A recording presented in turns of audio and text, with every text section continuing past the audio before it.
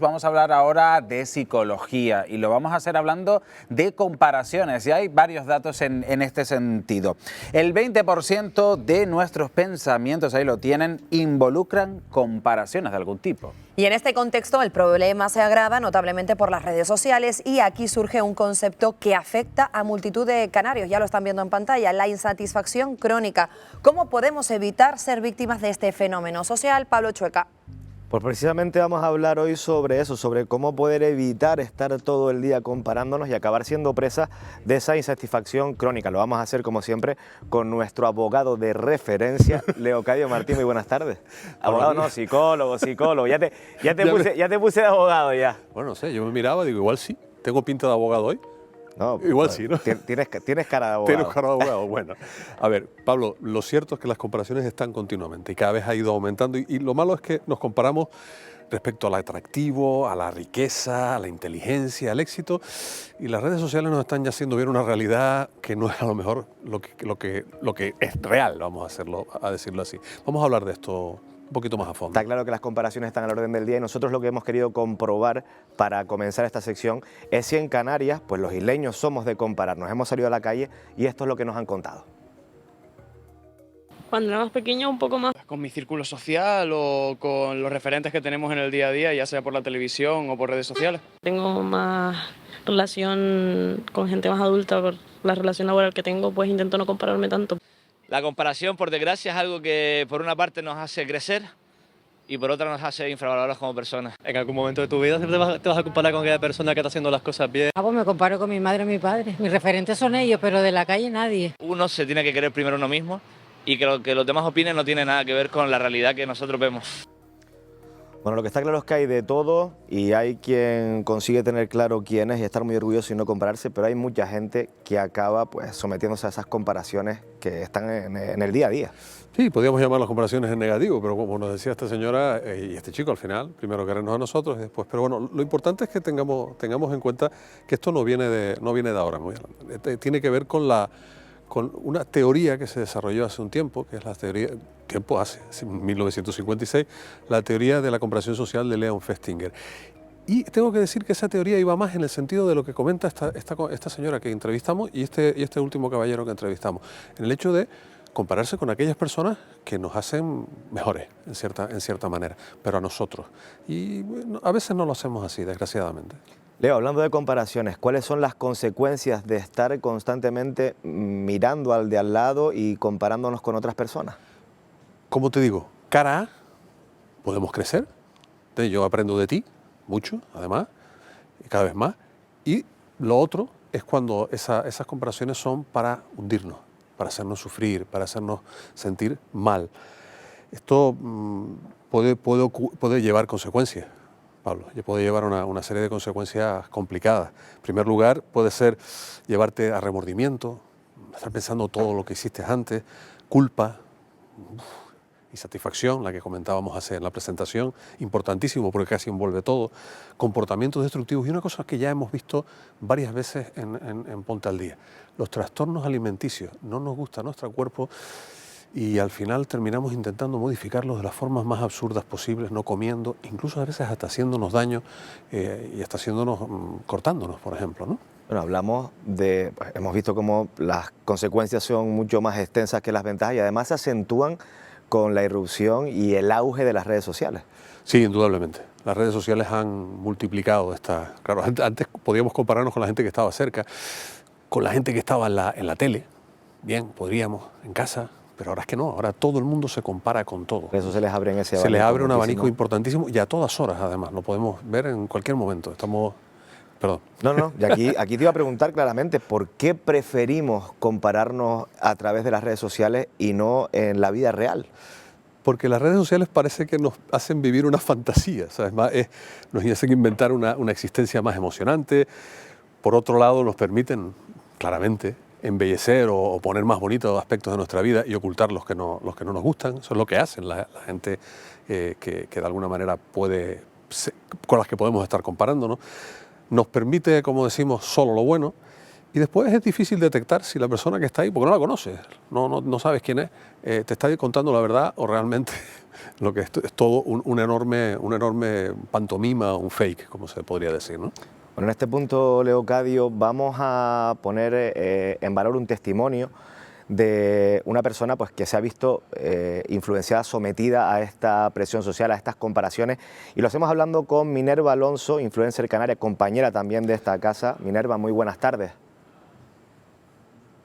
Muy buenas tardes, ¿qué tal? Sí, yo llevo creando contenido en redes sociales como unos 7 años ya. Realmente es lo que comentaban ahora, te ves expuesto a la presión social, a tener, sobre todo cuando te comienza a seguir gente que no conoces de nada, porque creo que pocas personas de las que nos dedicamos a crear contenido empezamos pensando que vamos a tener cierta influencia sobre cierto sector de la población.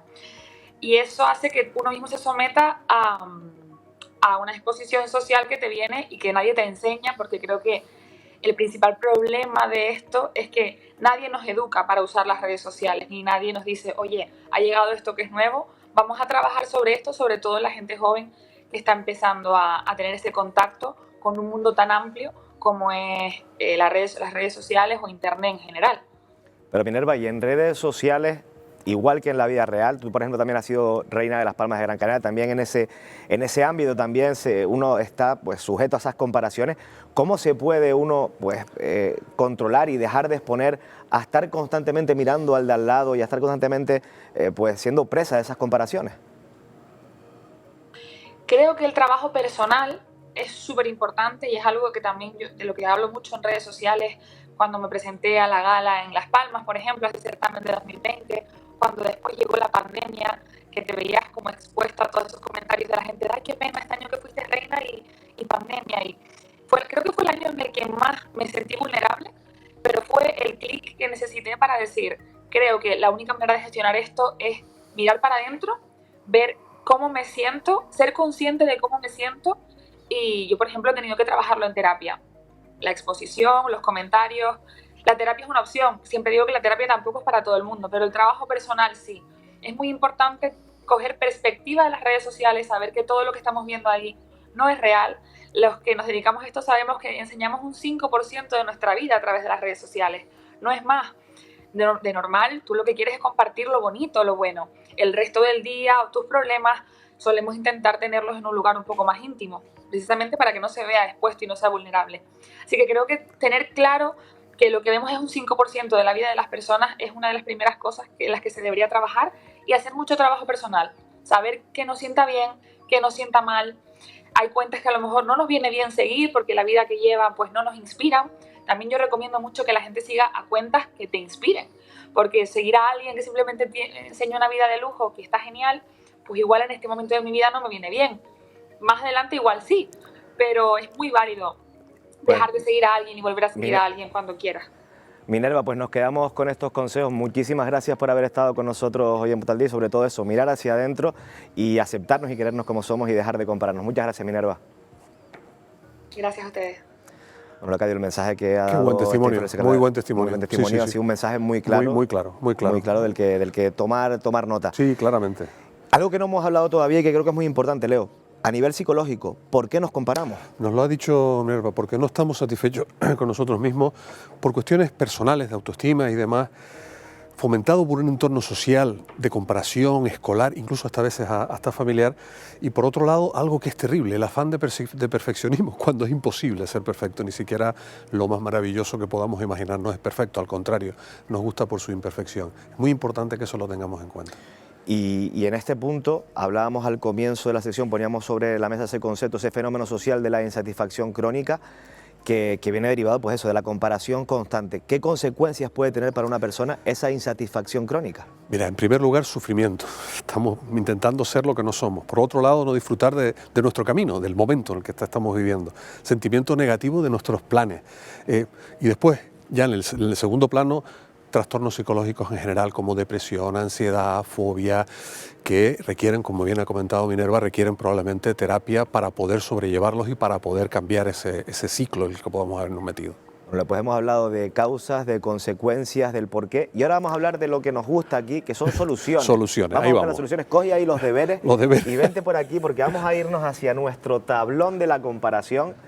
Ponte por aquel lado. Por aquel lado, Por sí. allí, tú siempre por ahí, yo por aquí. Y vamos a empezar a aportar pues, soluciones para evitar pues, caer en la comparación. ¿Por dónde empezaríamos, Leo? Pues mira, voy a empezar por el primero que tengo, porque además no sé si se ha colocado en el lugar que debe estar. Sería ponlo por ahí. ser consciente de nuestros logros. Ahí lo tenemos. Importante. Qué importante ser consciente de nuestros logros. Yo voy a seguir ¿Qué tienes con tú? A ser ver. benévolos con nosotros mismos. ¿Qué queremos decir con Maravilla. esto?